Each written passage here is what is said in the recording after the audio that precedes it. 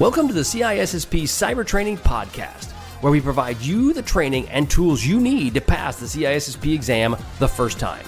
Hi, my name is Sean Gerber, and I'm your host for this action-packed, informative podcast. Join me each week as I provide the information you need to pass the CISSP exam and grow your cybersecurity knowledge. All right, let's get started. Good morning, it's Sean Gerber with the CISSP Cyber Training Podcast. And how are you all doing this beautiful day? Today, as you can see in my background, if you're watching the video, I have changed locations. I am currently in my new office as I have just changed my jobs from being a CISO of a large multinational to now being a consultant. So a new twist in my life and a new change is it's awesome. Very different than what I did before. And I will say it's also a little bit just unnerving in some respects, but it's good. It's what needed to occur and where I'm at in this phase of my career. So pretty excited about that. This was obviously a choice on my own, just to get out there on my own and start my own business. And it's been very interesting to this point. So interesting in a good way and interesting in a little bit terrifying way, but it's all good nonetheless. So today we're going to be talking about Domain 4.1.3. We're going to be getting various secure communication protocols as it relates to the CISSP. So if you're following along in the book, you'll be able to find that. I can't remember what chapter it's in, but again, it's Domain 4.1.3. But before we get started, there is just going to talk real quickly about the article that made news. We talked about this in our podcast a couple of weeks ago as it relates to the United Healthcare hack that occurred. One of the things that just came up, they are finally making some sort of restitution or able to make some movement as it relates to the United Healthcare challenge that they had with the Alpha V or ALV Black Cat hacking group that gained access through a ransomware attack on the U.S. healthcare system. They said they've restored nearly all of Change Healthcare's systems for processing prescriptions. That is to say, after a $22 million ransom that was paid, from what we understand. Obviously, they haven't disclosed that specifically yet, but all the tea leaves and people talking have basically said that the ransom was paid towards the folks that were hacking into the Change Healthcare system. So the interesting part, though, is that they've been able to get electronic payments back and operational, and this involves the billing between the payments and between the care providers and the insurers as well. So they've been moving forward, which is great, but it's been an interesting part where I think it's been scary for the U.S. government to realize how intertwined this one healthcare system is tied with the U.S. government. Very similar to what happened with the Colonial Pipeline. I think that was also a reverberation throughout the environment that the critical systems such as the healthcare and so forth are very vulnerable to cyber attacks. So again, it's important to you as a security professional to stay on top of these things. One, just so that you are aware that they're happening, right? And also as a security professional, it's your responsibility to talk to your leadership and let them know how this could happen. I've seen various different organizations that utilize these types of events in how they would respond to such an incident and what would be the potential downside of this occurring. So as an example, if you had, let's just say you had a facility, a manufacturing facility, a hospital, whatever that might be, that would to go down. And as you see in this case here, just figure it was down for a month. So you take out the whole ability for paying the ransom. Well, let's just set that aside. But if you were to go and say, okay, if my system was down for a month, what would that potentially cost me in revenue, employee opportunity costs for employees? What would that cost from a standpoint of just ensuring that I have all my licenses correct? There's a whole litany of areas that could really dramatically affect what this would cost. One thing to not get too hung up on, though, is getting into making it so precise. Precision is the enemy of being complete. And so sometimes you want to be directionally correct, but you don't necessarily need to be precise to the point where you're talking about maybe $1 million here or $1 million there. Now, I understand it's a lot of money, but in a grand scheme of things, you could real quickly, if you're just talking, let's say, I'm just guessing, throwing something, let's say a pharmacist, and you say one pharmacy goes down, and that pharmacy generates X in revenue every month. Well, and your costs are Y every month. Well, if you just go that your expenses are this and your revenue is this, and you can then extrapolate that you would lose, let's say, I don't know, $100,000 in revenue in 1 month. Obviously, you'd want more than that, but let's just say it's $100,000 in 1 month. If that's the case, then you extrapolate that out to be maybe 10, 15, 20 different pharmacies that you may have. So now you're saying $1 million that would cost you to be down for a month. And that doesn't include what they would cost for the ransom and so forth. So those are ways you can kind of peel back that onion and quickly come together with some cost to the senior leaders that won't be precise, but it will be directionally correct. And then you can highlight to them, is it worth spending the time to ensure that you have backup and recovery systems in place, or is it not? It may not, maybe it won't be. Maybe you're fine with letting it get totally just blown away and start all over. But those are things that you're going to have to work through with your senior leaders as you're trying to come up with a plan around this. So therefore, it is really important as a security professional that you understand these attacks, you understand how they did it, and then also what systems were affected, because then you, as the professional, can come forward with what you feel you could do to best protect your organization, because that's what they're paying you to do. That's the expectation. Okay, so let's go ahead and get started in today's training. Okay, so again, like we talked about, this is 4.1.3, and then we're talking various secure communication protocols. So when we're talking about protocols, there's various protocols that are there. You've got IPsec, you've got Kerberos, you've got SSH, you've got Signal Protocol, and so forth. And we're going to kind of go over each of those a little bit in depth and just kind of talk to you about why are they important, what are the pros and cons for each of these protocols, so that you can understand that when they're asking you this question on the CISSP. Because they're going to ask you, what is an IPsec tunnel? And you may not know what that is because maybe you just didn't deal with it in your current career. So therefore, you're like, I have no idea. The ultimate goal is to give you just a brief understanding of what these protocols do and why they'd be important for the CISSP. IPsec uses authentication through what they call a key exchange, or an internet key exchange, IKE. This protocol is used to establish the authenticated communication between the two parties by exchanging keys that the two pairs or the two peers are connected to. Now, there's different types of IPsec tunnels that you may have. You have a site-to-site VPN, which actually gives between two offices. You may have one location here and another location here, and it will connect the two specifically, utilizing what they call an IPsec tunnel. And this will form a single secure wide area network between the two. You also have what can occur through IPsec is a VPN, which you've probably dealt with depending on where you're at in your remote activities. Is a good example is an employee working from home can use an IPsec VPN to connect into the company's internal resources. Again, same kind of point. It allows a connection between two parties and allows that activity to be encrypted. Therefore, if it's encrypted, you can't see into it, and you would have to decrypt it or have to get yourself wedged in the middle somehow as part of the key structure to be able to ensure that you could actually see the data that's being sent. Now, so let's get into some of the pros that are behind this. Again, one of the aspects around a IPsec tunnel, an IPsec protocol, is the fact that it is supported by many vendors and many devices, which makes it really interoperable when you're dealing with various platforms. And that's awesome, especially if you're trying to connect with something secure. It works. I've done it a couple times, or a few times myself, but the main thing as an architect, I talk about how we would connect those tunnels together to ensure that you'd have one connection between them and you would protect the data between those two nodes.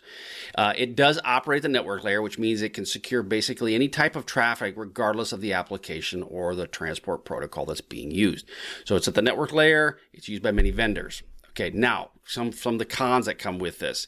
It can be complex and difficult to configure. It's not a real simple solution where it's just you hit an easy button and you're in business. Especially if you're dealing with multiple gateways, dynamic IP addresses, firewalls, and so forth, it gets very point to point, and it can be a bit challenging. So that being said, it's one of those where it has its uses, but from a networking standpoint and configuring it with inside your network, it may not be the best choice because it can be hard to configure. It does require PKI, which is your public key infrastructure, to manage the certs for the authentication, right? And so now when you're dealing with PKI, you have this search, you have to have a central location that will manage those certs just because you can't individually do it. Especially if you start getting in a large web, it will have to have some sort of mechanism that will manage the keys, the certificates that are inside your network. And then that will actively transmit them as needed. Also a way to rotate them as needed. So it's an important piece where you will need some level of PKI, which includes pre-shared keys, and it also has the ability to exchange keys as necessary. So the next secure protocol is what we call Kerberos. Now with Kerberos, there are three main components of it. You have an authentication service, a ticketing granting service, and then you have a service server, so as we walk through this, we'll just kind of go over each component as it relates. So the authentication service validates the user's credentials and issues a ticket granting ticket, if the credentials are valid.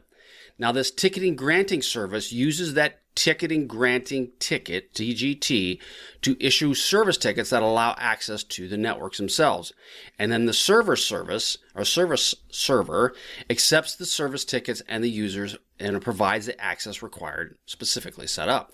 Now, what are some of the examples that you can deal with? Well, you have just a couple key ones. You've got Active Directory authentication, and you have single sign-on. So Active Directory authentication, this is where it's used obviously in the Windows Active Directory environment, and it's used to authenticate users. So when a user logs onto a computer, onto a system, Active Directory will then authenticate to you and grant you access to the resources based on what Active Directory is saying and what's connected into Active Directory and what you're allowed to have access to. So many people will think of Active Directory as a networking type product, and it is, but it's also a security product. So again, that's how Kerberos works, is through the authentication through Active Directory. Also with single sign-on, Kerberos will allow users to log in and access multiple services without re-entering credentials. As an example, you want to have, rather than have Sean that has a password monkey, and then monkey 1, monkey 2, monkey 3, you can use this single sign-on capability where it is already federated against Sean, and when Sean logs in, it queries your Active Directory environment, and therefore it knows that Sean has access to this, but Sean only has to remember one password. So it does allow you to have access to email, file shares, and all that stuff with just having one specific password. And therefore, you don't have to have multiple passwords based on the apps or the applications you're trying to connect to. So again, Kerberos works really good with Active Directory and single sign-on. It has three main services: authentication service, ticket granting service, and service server. Those are the three aspects to Kerberos. Okay, so let's go over the pros and cons of Kerberos. So it does offer strong authentication, such as your public key crypto, password-based authentication, or potentially one-time passwords, or otherwise known as OTP. It can create tunnels, obviously, between different hosts, allowing for port forwarding, X11 forwarding, or VPN connections. So it does give you that capability, similar to what the IPsec tunnels will give you. Cons is that it does have some availability, or does have the ability to have some man-in-the-middle attacks, especially if the server's public key is not verified. So obviously, if your public key is out there and unverified, you potentially could get a man-in-the-middle attack, and then it can consume bandwidth and CPU resources more than what potentially other protocols can do. Okay, so the next one is SSH. That's your secure shell. Now, secure shell has been used for many, many years for accessing as a secure protocol for environments trying to gain access to something. And one of the pieces that has been an important part of SSH is that it's encryption algorithms. Now, the original SSH that was an open SSH has been deprecated from a standpoint of the algorithm being used as still a SHA-1 type algorithm. And therefore, it shouldn't be used because it can be manipulated. It isn't a strong, secure algorithm. But OpenSSH is still available and used widely among many, many people. So what does SSH do is it provides a secure remote login for a remote machine and potentially the ability to execute commands. Now, I would do an SSH shell to multiple systems. I would execute those commands on that system, and it was a great secure way of doing it in the fact that you couldn't see what I was actually running. Now, the encryption piece of this encrypts the session to protect the data from being read by other individuals, which we mentioned. And the part that comes into is when I was working as a red teamer, we would do this so that we would have access, and we didn't want any sort of decryption type tools to be able to sniff what we were doing. Or I shouldn't say decryption, I should say any sort of Wireshark thing that was sitting on the network sniffing the traffic. We didn't want them to see what commands we were executing. So therefore, we would connect with a secure shell into that environment. Now, the downside of doing that, obviously, is it does highlight that you're doing something that you don't want people to see. So if a person's interested in seeing what you're doing and now you kind of blinded them, it does tend to potentially highlight the fact of what you're trying to accomplish may not be something you want to look at. Now, it does authentication, uses public key crypto, which to authenticate the remote computer and allow it to authenticate to the user itself. Now, what are some examples around secure shell? You have remote server management, and then you have secure file transfer. Those are some key examples of how secure shell has been used. So as an example, right, obviously administrators will use SSH to securely log into and manage servers and update the server configurations, restart servers and so forth, and our services. The key around that, though, is just the fact that that's a great secure communication method to remote into a system and allows you to have access to what you need to do over the internet and protect it. Secure file transfer obviously allows you to using SCP or SFTP, which is your secure file transfer protocol, and it allows you to transfer files over the network that are encrypted and protected, obviously, so you can't, from the beginning of where you beginning at this point to the end point, they are encrypted, allowing it to basically be protected during that entire process. So remote server management, secure file transfers. Now, what are some of the pros and the cons of dealing with SSH? SSH provides a strong encryption and authentication, ensuring the security of the data being transferred over the network. But it also supports various cryptographic algorithms, obviously allowing for users to have the optimum level of performance. It works great. But it has had some issues in the past, especially with the brute force attacks with using the algorithms such as SHA-1, where they're able to guess private passwords or using passwords and the private key using their various combination sprays that they have. It also could be subject to man in the middle, where hackers can intercept and modify the communication between the user and the server, especially if they're trying to verify the identity using obviously the certificates and the fingerprints that are associated with it. So there's pros and the cons with it. Again, also another con is if you are using an older version of SSH, you could be setting yourself up for potentially having issues just because of that older algorithm that's being used. Now, that other one is a signal protocol. This one came around because of WhatsApp in their secure messaging protocol. Basically, there's a end-to-end encryption, which only obviously secures the communication between the users, that you can read each of the messages. So the communication between point A to point B with the WhatsApp application is secure. It protects past communications being compromised if the keys are stolen in the future. So that's obviously the forward secrecy aspect of it. It has that ability. And it uses AES-256 and SHA-256 to secure the communication path. So again, the Signal protocol is used in apps such as WhatsApp and the Signal for end-to-end encryption. I noticed that I know from folks that have used Signal from end-to-end, and basically you have the app on your phone, they have the app on their phone, you can communicate back and forth with them, and nobody can intercept that conversation. It works really well. The only problem is if they're not in your network, obviously then the Signal app doesn't really work. But it does really have a good way to allow people to have access to secure encrypted communication streams. It does provide, so we're getting the pros and the cons of it. It does provide forward security, meaning the key is compromised in the future. It doesn't affect your security or past future messages.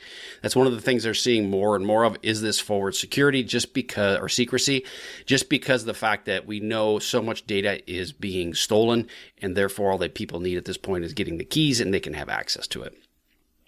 It does provide end-to-end encryption, meaning that only the sender and the receiver can decrypt the messages. It's that signals, point A to point B. But because of that, your network can be limited. It is limited to only the people that have the compatible devices and the apps loaded on their systems.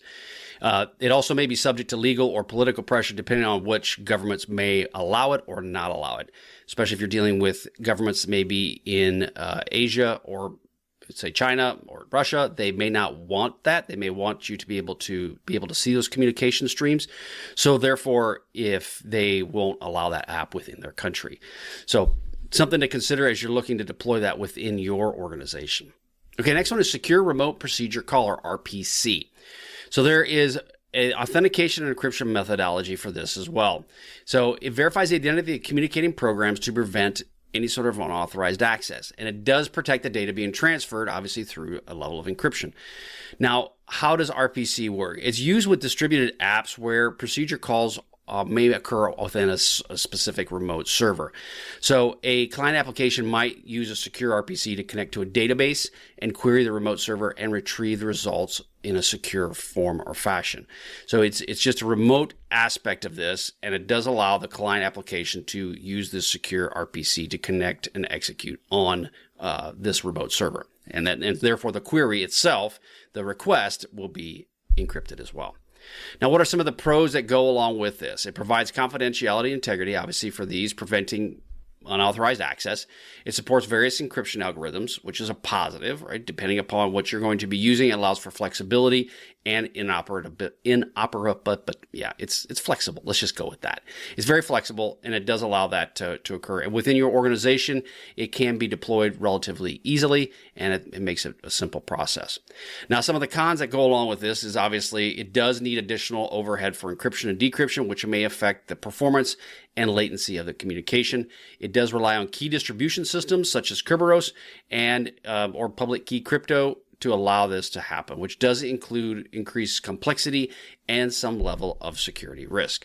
So it's one of those that I've seen it used within organizations, not on a high end, not a lot, but it is used depending upon our database administrators use RPC quite a bit, but it's more of a niche type of use. It's not something that's a broad brush kind of secure protocol that's being used. Next one is a TLS, transport layer security. Now in TLS, is one of that's the primary one that's used. It moved away from SSL to TLS, and I can't remember what version we're on right now, but it's I think 1.4 maybe. The other versions have been deprecated just due to the fact of obviously time, and as new TLS versions come out, they will increase obviously the version of that as it goes on. So it encrypts the data that's sent over the internet, such as web browsing, email, messaging, and it obviously the main purpose is so that you can't intercept the communications. It uses certificates to authenticate to the communicating parties, and that way the files or any of the files haven't been altered during the transmission. So what I talked about, what are some of the main use cases around it? Web browsing is the most commonly used, and it's a secure form of HTTP. It allows for secure HTTP connections to occur. So obviously when you get the HTTPS, that's TLS that's working to encrypt that data. Email encryption, TLS, is used to secure email communications. I've seen it in some cases. I haven't seen a lot of it, but it can do that between your email clients and the email server. It protects the contents, obviously, of the emails that are going through. Now, what are some of the pros and cons that go with TLS? It does provide for strong encryption of the data in transit, and it does prevent unauthorized access or modification by individuals. The cons is it adds a lot of computational overhead, again, for the encrypting and decrypting of the data. And you're going to see this pretty much with any encryption you're going to deal with. Is it works really well if you've got a pretty solid system in place, but if you don't, it will cause you some churn and it will cause you some issues. So it requires the certificates to be issued and managed by trusted authorities, which can incur obviously costs and risk if they are compromised. So the ultimate goal is you want to utilize TLS as much as you possibly can with your environment. It is relatively turnkey. It works really, really well, and it's one of the standard protocols that are being used for secure encryption. Okay, another protocol that you'll see in VPNs is what they call L2TP, Layer 2 Tunneling Protocol. This one has been around for a while, and it works really well for private VPNs. It enables tunneling of data packets between networks, and it operates on the data link layer to facilitate creation of tunnels over public networks, and it helps maintain privacy. The L2TP does not provide encryption itself. It's often paired with IPsec to ensure that the communications is occurring. So it has the ability to do this, but it does work in conjunction in concert with IPsec. So one of the examples out there I was able to dig up off the internet was one called NordVPN. NordVPN does use a IPsec combination of L2TP and IPsec to establish this communication. With the main thing that it's worked with is that if you utilize, because it's got a geo-restricted capability, it does allow you to use this within different countries as well. So let's go into the pros and cons of L2TP. L2TP is compatible with various platforms and devices such as Windows, Linux, Mac, Android, and so forth. So it's been around, it's available to them, and it does work well. It can provide strong encryption and authentication when they're combined with other protocols such as IPsec. So it does. It's a very good product when it works in conjunction with that. It can be slower than other VPN protocols due to the double encapsulation that's occurring with it between IPsec and the L2TP itself. And it can be blocked or throttled by firewalls if they detect that it has a signature. So what I really mean by that is just that they're depending on the protocol that's being used. If the firewall doesn't want L2TP to be used, they could block it at the specific firewall, which would then throttle or limit your capability with utilizing that specific protocol. So you're going to have to look at what works best for your organization. Also get with your network folks, because one of the pieces that will come into is they're going to have to help you enable some of this.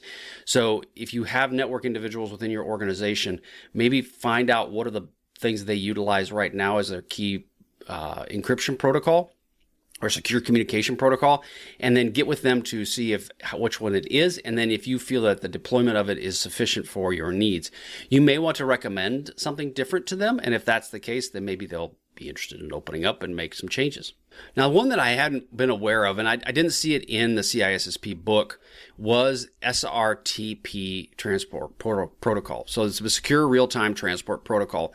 And because I was looking up there, what are some other ones out there besides the standards, your L2TP, your VPN connections, and so on and so forth. Which ones are out there that that might be becoming to be used? SRTP one, this one came up and it was interesting just in the fact that I didn't really know much about it. It provides encryption, message authentication, and integrity for real-time communications such as VoIP. So therefore, it's over VoIP. SRTP is a good option for that. So what it does is it uses AES and it is a default cipher for the encryption of the data flow that goes between 2 points. And it allows message authentication for the messages and then in replay protection against any replay attacks, ensuring that they cannot be intercepted and then replayed back at you. Now, one example of this is ZRTP, which I hadn't heard of before either, and we'll kind of quickly go into that one as well. But it's a protocol that negotiates the encryption keys for SRTP using Diffie-Hellman key exchange. Now, ZRTP does not rely on a third party or a certificate authority, but uses short authentication strings. So typically you'd have a CA that you would utilize as your trusted party for your certificate. It uses what they call a short authentication string to confirm the identity of the parties.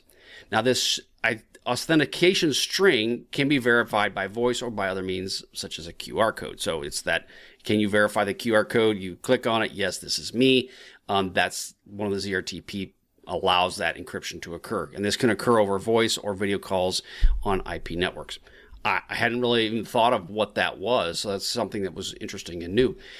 SRTP prevents obviously eavesdropping and from audio and video streams. So that's positive, right? So you have an encryption feed. One of the big issues that ran into VoIP is the fact that there was no good way to encrypt this. SRTP does obviously have the good protection from voice and video, and it's using encryption authentication algorithms to do so. Now, what are some of the negatives? Well, it does add a latency into the communication, and it may not be compatible with some legacy devices or protocols. And it does increase the cost and complexity of these systems, adding delays and bandwidth consumption. So on old systems, it may not work very well. Something to think about if you're looking to use SRTP. Lastly, we're going to real quickly talk about ZRTP, which is the Zimmerman Real-Time Transport Protocol. This obviously works in conjunction with the SRTP, and its ZRTP they work together. As we mentioned, it works on the public key infrastructure, and it is tied into VoIP type communications. The ultimate goal, again, is it deals with the SAS match. All right, ZRTP. So as we mentioned, ZRTP works in conjunction with SRTP, but it also works with Signal, which is what the WhatsApp communication protocol is. It's a key protocol that negotiates for encryption between two endpoints, obviously in a VoIP call, and it uses the Diffie-Hellman key exchange and independent of the signaling protocol that's specifically used. So it's paired up with the Signal protocol. It does not rely on PKI. Instead, it generates the ephemeral keys, which are used to protect against man-in-the-middle attacks. So let's just use the example as Signal. Now, Signal obviously is a secure messaging app, and it utilizes this for voice and video calls. It can verify the identity of the contacts by comparing the short authentication strings displayed on their devices during the call. So, are you who you say you are? If they match, this means the keys have been exchanged securely between the two and there's no man in the middle. Signal will allow the view and verify the public key fingerprints of their contacts, which then are derived from the ZRTP's master key. It does provide end-to-end encryption, right? So from a pro standpoint, it gives you great protection against that type of communication, and it does not require any prior setup. It automatically negotiates the keys for you, so it makes it simple. And hence, that's why one of the things that they wanted to have happen with WhatsApp is it wants to be simple and to the point. It requires support from both ends of the VoIP application. So again, like Signal, you got to have connection on both ends for this to occur, which may not be totally compatible with all types of other protocols that are out there. And you may have to introduce some latency in this due to the additional cryptographic operations that are in place. So again, something to kind of consider as you're looking at the various protocols. Again, that is ZRTP and SRTP. So Zimmerman Real-Time Transport Protocol and Secure Real-Time Transport Protocol. Okay, that is all I've got for today. Hope you all enjoy this. Head on over to CISSPcybertraining.com. I've got some great CISSP training out there, a lot of free content, more and more free content that's coming and available to you. You can go check out my web blog, and all of these videos are out there available to you. You can also go to YouTube and see them as well, along with some of the show notes will be available as well. If you need your CISSP training, I am here to help you with that. I definitely can help you get what you need to pass the CISSP exam, guaranteed. No question about it. You can pass the CISSP. You go through my program, you will pass the test. It's just you have to put in the work to do it. And CISSP Cyber Training is here for you to help you with that. Go check it out. Again, if you have some free CISSP questions, you can get those as well at CISSP Cyber Training, or go to freeCISSPquestions.com and get access to those questions as well. Have a wonderful, wonderful day, and we will catch you on the flip side. See ya. Hey, thanks again for listening today. It's been my pleasure to prep you for the CISSP exam. Are you interested, though, in some free CISSP exam questions? Head on over to freeCISSPquestions.com and sign up to join my email list, and you'll receive access for 60 free CISSP questions each and every month for the next 6 months. That's a total of 360 questions just for signing up with CISSP Cyber Training. You'll also gain access to other free CISSP resources, so just head on over to freeCISSPquestions.com and sign up, or head on over to CISSPcybertraining.com and sign up today. Have a wonderful day, and we will catch you on the flip side. See ya.